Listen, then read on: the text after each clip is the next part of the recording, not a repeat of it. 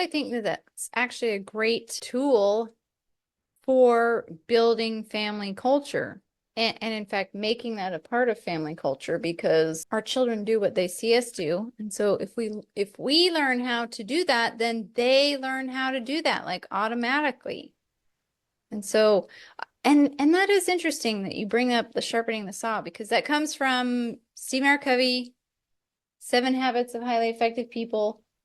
I read that. I think you did too, back when we were newly married. And I really feel like that was foundational for our family and creating this framework for how we operate and how we create our family culture. Like that was a big deal. And I remember early on, I had to keep reminding myself of that, because I would be doing things and I would get so frustrated and so annoyed and so angry and irritated.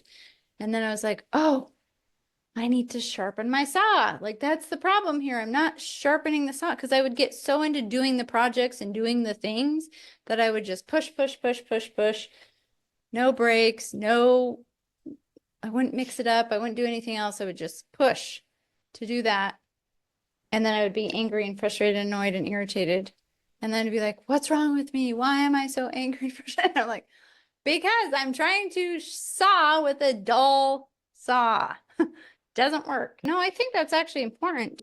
I want to emphasize that right now, because that piece, because this was before we had children, getting that piece, and it's not like I mastered it before we had kids, but I at least had that framework and that understanding. And as I continued to remind myself over the years, that played a huge role in creating the family culture we have, because we learned how to sharpen our saw, which helps everything to go so much smoother. Because when you feel good as a parent, because you're not just pushing through and you're not just, I don't know, suffering. Yeah. And actually are being productive and effective and getting the rest you need and the recovery you need and reminding yourself of what you're after, all of that is so powerful in helping you parent better and helping create more peace in your home, which is what we're all after ultimately, right? More peace at home by taking those regular breaks. And I feel like that's only, like I've only gotten better and better at that over the years. Like that's the key principle, that as I continue to tweak it, just makes my life so much better. Because when you do that, because now I'm at the point where I know I need to take a break at least every hour. And if I do that, then I like the whole day, I feel great. I feel great the whole day. But if I don't do that, then I start to get tired. My eyes get tired. I get grumpy. I get headaches. I like all of these things happen. And it's not, I used to think that was just random or bad luck or whatever. I don't know what I thought it was.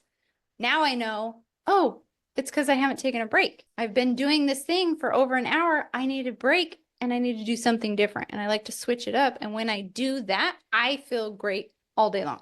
That's magic. That's really amazing. If you think about that, that's really amazing. Ultimately, I think that's what matters most. In fact, it was mentioned last time, the feeling in the home, the feeling in the family. That's what we're really after. We want to have good feelings. We want to have happy feelings.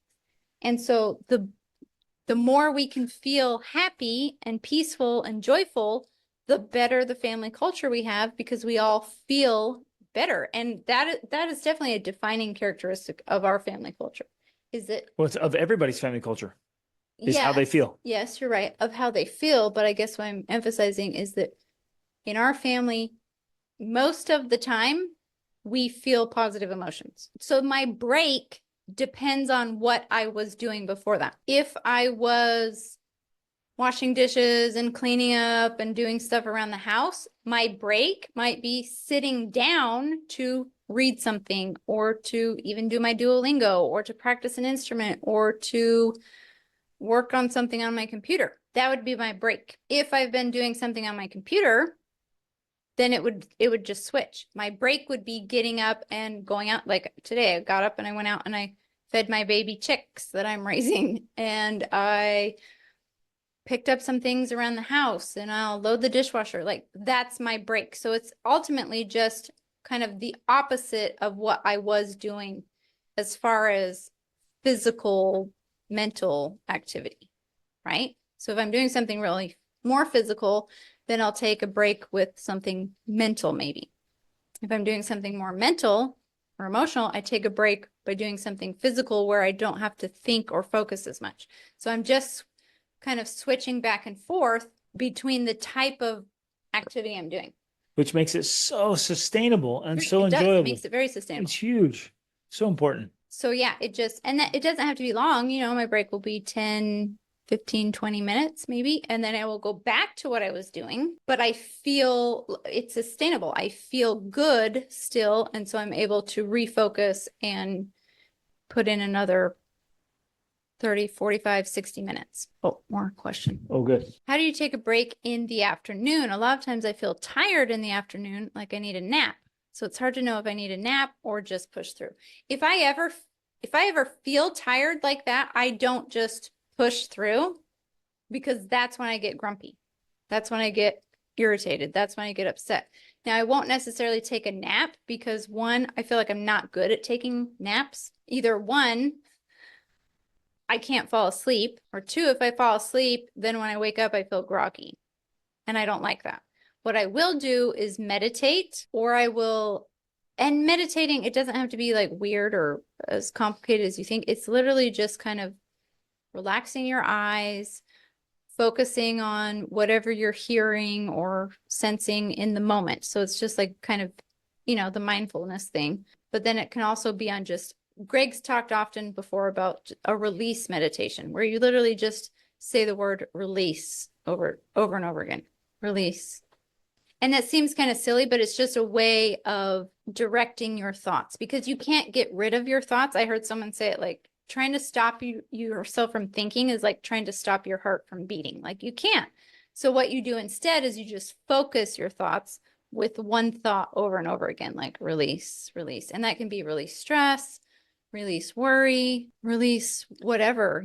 So that's something I will do instead of a nap, just because I haven't found a good way to do a power nap, but that's me. Another thing I will do, I have my yoga mat in my office, and I'll do yoga in the morning. But if I'm tired in the afternoon like that, like I feel like I need a nap, I'll just go down. There's a yoga pose. I don't know the name because I don't really know yoga that much, where you just lay on your back and you just lay flat on your back.